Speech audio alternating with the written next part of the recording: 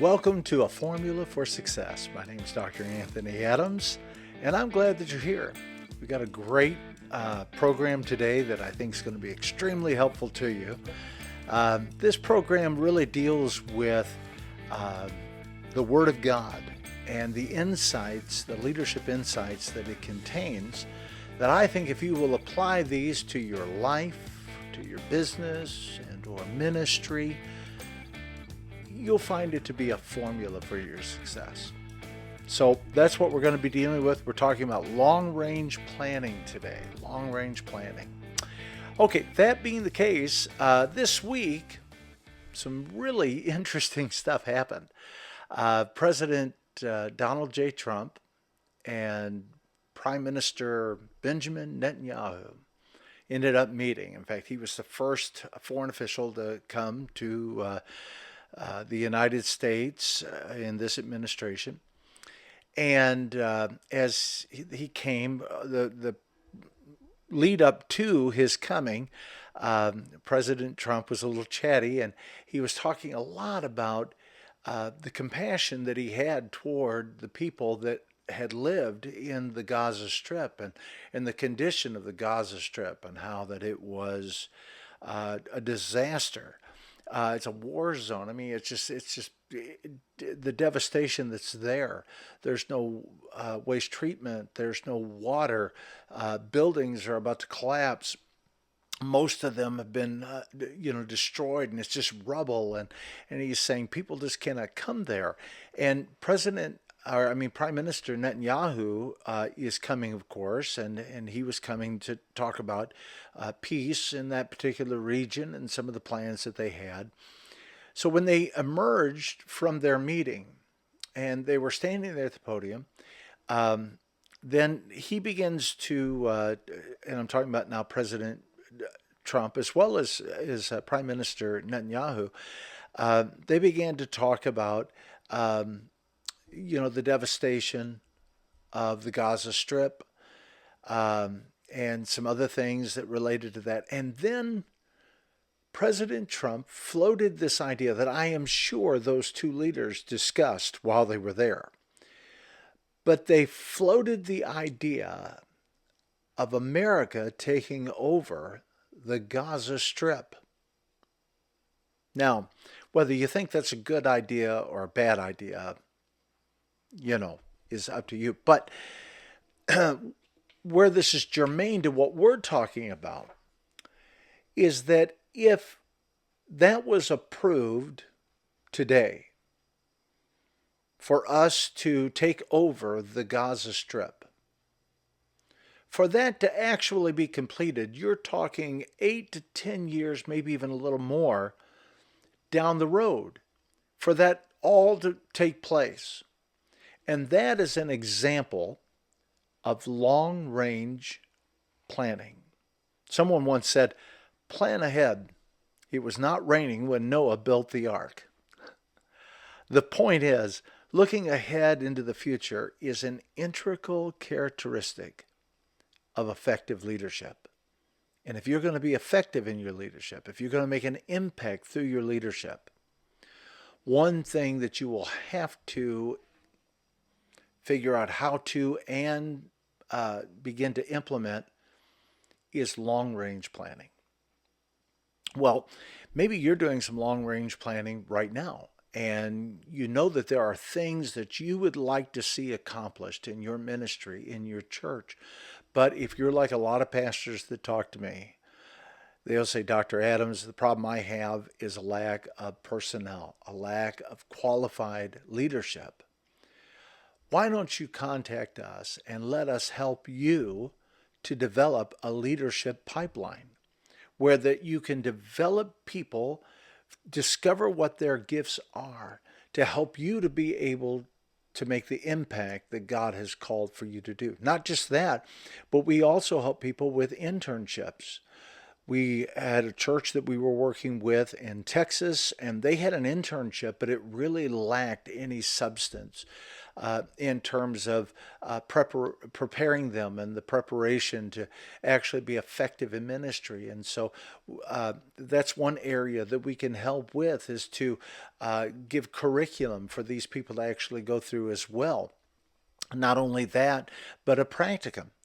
Not only are they performing these things and experientially learning how to do certain things, but then you can develop a practicum to streamline that process. Not only that, but we're working it out with a few colleges right now where that our credits, our certifications, I mean, can be exchanged and can be used for credits toward a degree at some of these colleges. So it can be a tremendous asset in your hands. Why don't you contact us and we'll get with you and we'll plan. We can customize it. We can make it exactly what you need it to be so you can fulfill God's calling for your life. Okay, so we're talking about long-range planning. And let me just say that there is a biblical precedent for long-range planning. For instance, in Genesis 3:15, this is where the Lord is speaking directly to the serpent. And he said, "And I will put enmity between you and the woman, and between your offspring and hers. He will crush your head, and you will strike his heel." After Adam and Eve sinned, God looked far into the years ahead and declared, this is what's going to come to pass. First of all, there's going to be a hostility between the serpent or Satan and the future offspring of Eve, which would be Jesus Christ. There is going to be a hostility there. Secondly, he said that Satan would strike his heel, and this was speaking of the painful death that Christ would endure on the cross. But he said that Christ would crush the head of the serpent, that he would destroy the works of Satan in that one fell sweep. What I'm showing you is that as our leader, God made certain that the direction of the history of the human race was headed toward our salvation and ultimate victory. And what he did was he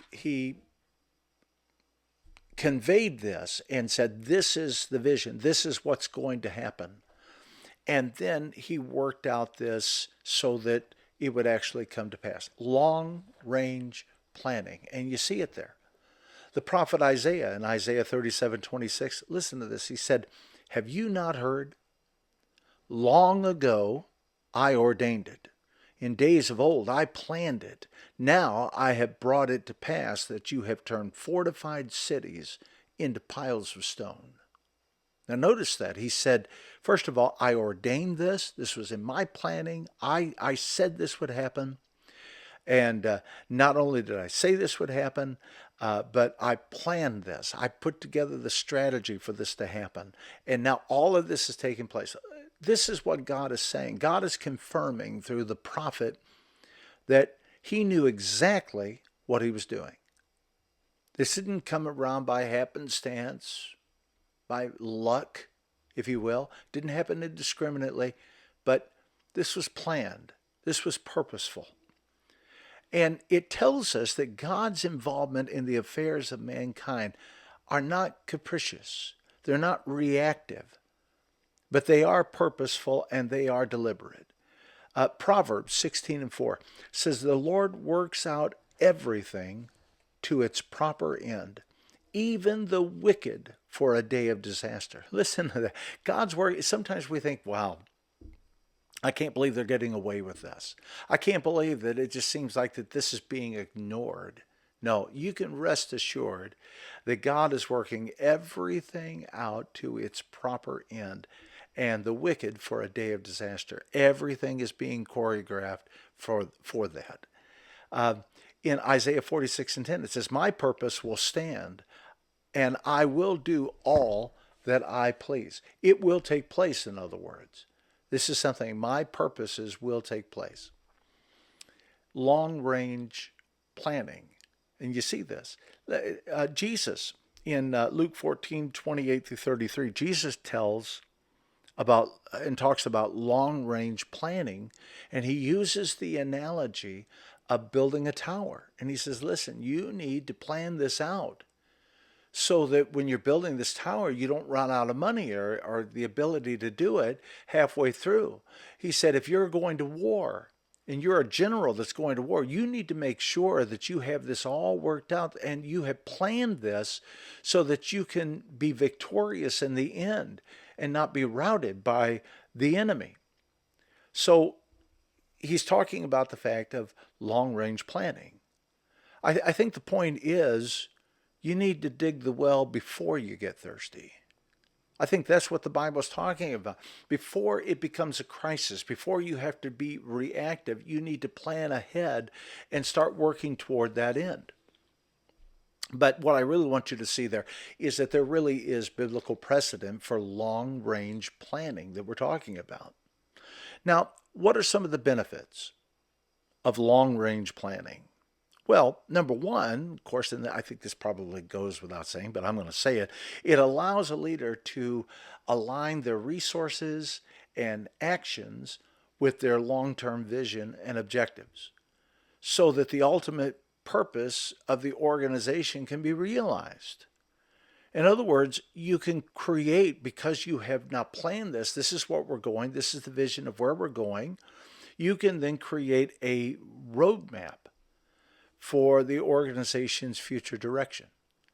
You know, now you have GPS, but there used to be a time when you would kind of put the map out on the table and you'd take your highlighter and you would kind of figure out, you would kind of map out, where you were going and where you were going to stop and what you want, where you wanted to try to get to and how far all of that was. And I realized, by the way, that you can do some of that with the GPS as well, but it's kind of interesting how visual that was then. And that's what we're talking about. You can actually create that. Look at President Donald Trump. Now he and the Gaza Strip. This could be a very innovative, outside of the box idea to bring peace to this region and the world and bring resources and wealth to the United States. And I have every confidence that that is in the mind of the president as well, that it's not just about how can we do this, but then what can we gain from this. Well, he has placed this out there as that this is a possible, by the way, he's just floated it, nothing's set yet, but he's floated this out there that this could be a definite possibility of wanting to do this, which is great. But then if it is approved, this would then allow for him to create a roadmap for our country on how to actually accomplish this in the next 8 to 10 years or whatever the time frame is on that. When you look at the example that we gave with God, and he has put this out there that he wants to restore mankind to their original position where they were supposed to be, where they were originally intended to be. And now by putting that out there, now he is putting together plans and purposes for how this is all going to come about so that that can actually take place, this strategy, this roadmap.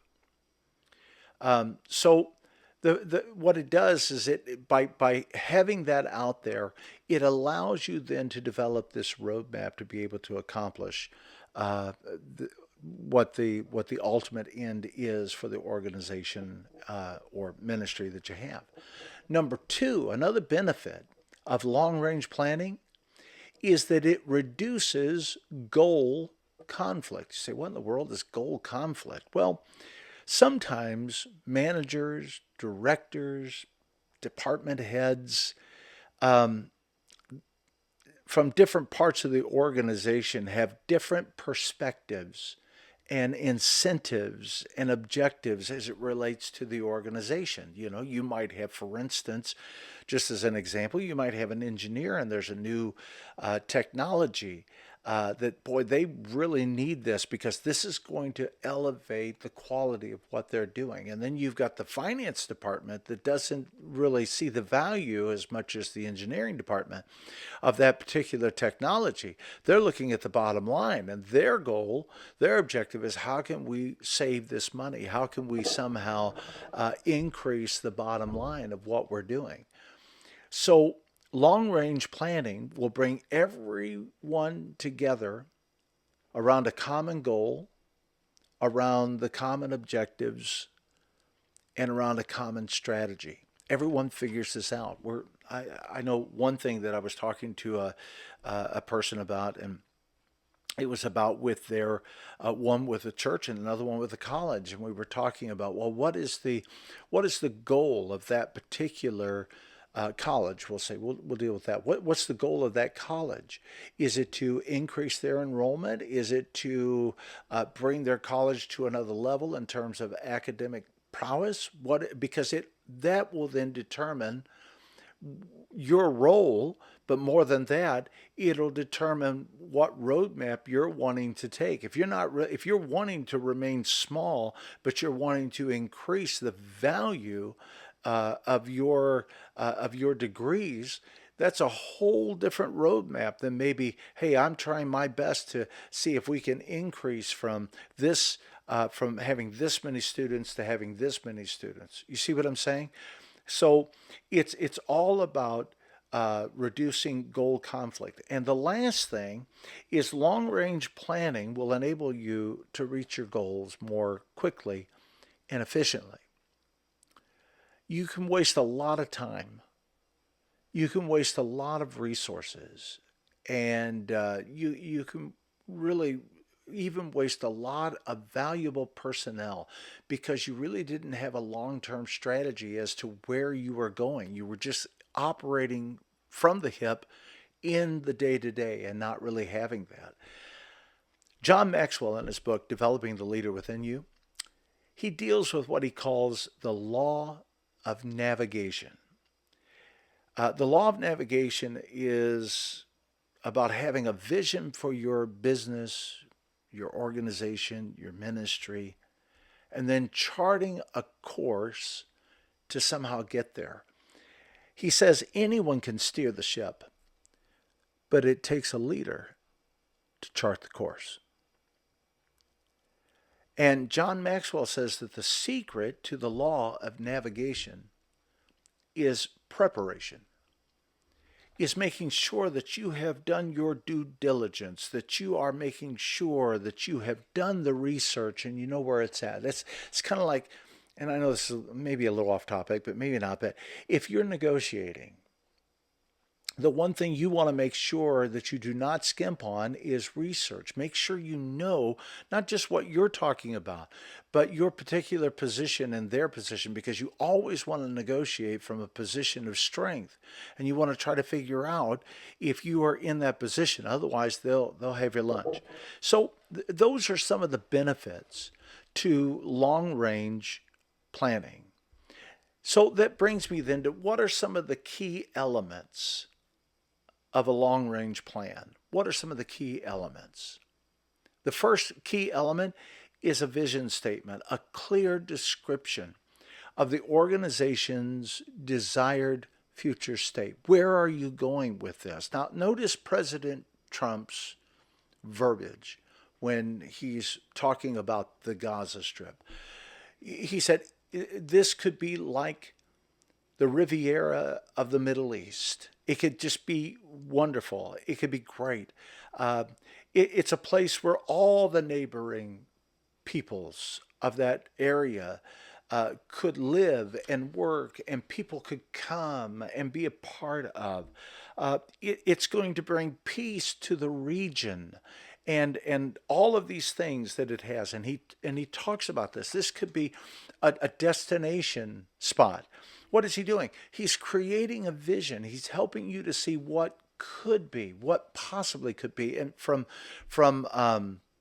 not just from the neighboring regions around, with the idea of, hey, this could be a destination spot, but the idea, especially for the Israelis, the idea that this could keep people from firing rockets from that particular area into the short-range missiles, and causing so much devastation and destruction. And suddenly now this could have a whole different prowess, and the United States having this suddenly puts in some muscle there. It could be something, at least that's what he's introducing. Notice with God, Um, you know, although there will be a price to be paid, because, Christ would have to die on the cross. He would be raised again. But the main thing he talks about in this is that the devil, the serpent, will be destroyed. The works of the devil would be destroyed. People once again would be restored to the place of their destiny where they were supposed to be, how they were supposed to have dominion over all the earth. Um, so that's the first thing that you need is you need to have a vision statement, a compelling vision statement. The second thing is in long range planning, you need strategic goals. The strategic goals that I'm talking about are measurable objectives that align with a vision and guide the decision making. So if your goal is here, then what are the objectives that you need? And this is basically talking about a goal map, right? What are the objectives that you need to accomplish? And by accomplishing these objectives, this will then allow you to be able to accomplish this particular goal. So it then you see this, and this is a measurable thing. We see this. This is what we need, and so that being the case, it then making certain decisions. You make sure those objectives are aligned with that goal, and so then this is going to help us with certain decisions as to what we're doing. Then it brings us to number 3, your action plans. These are the specific steps and the timeline to achieve the strategic goals. So what are the steps then that are you going to use? What's the tactical things that you're going to be doing? What's the strategy that you're going to use to achieve these specific goals? And what's your timeline on this? When do you want this to actually be accomplished? And then finally, performance metrics, which is the key indicators to track your progress towards the goal. This should be happening by this time. And then you look at this, we're ahead of schedule, or maybe, wow, we are so far behind schedule. Why are we behind schedule? This would then inform you as to some of the decisions that you would need to take. But these are some of the key elements. Again, vision, strategic goals, action plans, performance metrics. These are the things that you would need when you're actually doing long-term, long-range planning. Now, it brings me then, though, especially this last one, performance metrics, brings me to one cautionary note before I'm done. And that is that too many long-range plans are abandoned because people make the details of the plan sacred. We can't change anything. This is the plan. You can't change the plan. It kind of reminds me of the Army Airborne Ranger who was learning to parachute. And so the sergeant barked out the orders, and he said, jump when you're told to jump. Count to 10, then pull the ripcord. If the first chute doesn't open, pull the second ripcord. And when you land, the truck will take you back to the post. So when the plane got over the landing zone, the sergeant told the soldier, now jump. So he jumped. And then he counted to 10 and he pulled the first cord. Nothing happened. So then he reached back and he grabbed the second cord and he pulled it. Nothing happened. The ranger said to himself, oh, great. I'll bet you the truck won't be there either. Well, the fact of the matter is, if your plans become sacred, when conditions demand an adjustment to the plan, the original plan becomes its own executioner. Rather than adjust the plan, it's just seen as, well, this is unworkable. And it's scrapped. You decide you're no longer going to do that because, well, I can't do it because this was the plan. And now that it's not going, you can't adjust the plan. You can't change the plan. You've got to realize that sometimes when you're evaluating, if it's not working, it might be time to adjust. It might be time to actually change some elements in the plan. But the ultimate vision and goal can actually be accomplished. It reminds me of the Apostle Paul. The Apostle Paul, when he wrote in Romans that he wanted to come and to visit the Roman church, after he wrote that, he was arrested. He went through a series of trials. Then he was shipwrecked, all of this. And it was 5 years after he penned the words in that letter before he ever made it to Rome. However, for him, when the situation changed, Paul adjusted his plan and kept the goal in sight. And that's the cautionary note that I wanted to give you, is the fact that, listen, when you're doing long-range planning, you've taken a lot of time and you've spent a lot of effort to get this plan to where you want it to be. But the fact is, sometimes you have to be willing to adjust the plan. Don't allow the details of the plan to be seen or to become sacred. You know, that golden cow, you can't change anything. You've got to keep in mind that all of this is a means to an end, and the very end is to get the organization to be able to accomplish the goal that it wants to do. Listen, I believe that if you will apply the principle of long-range planning to your leadership prowess and acumen, I believe that long-range planning will become your formula for success. Hey, thanks so much for being a part today of A Formula for Success, and I look forward to seeing you next time. Again, I'm Dr. Anthony Adams. You have a blessed day.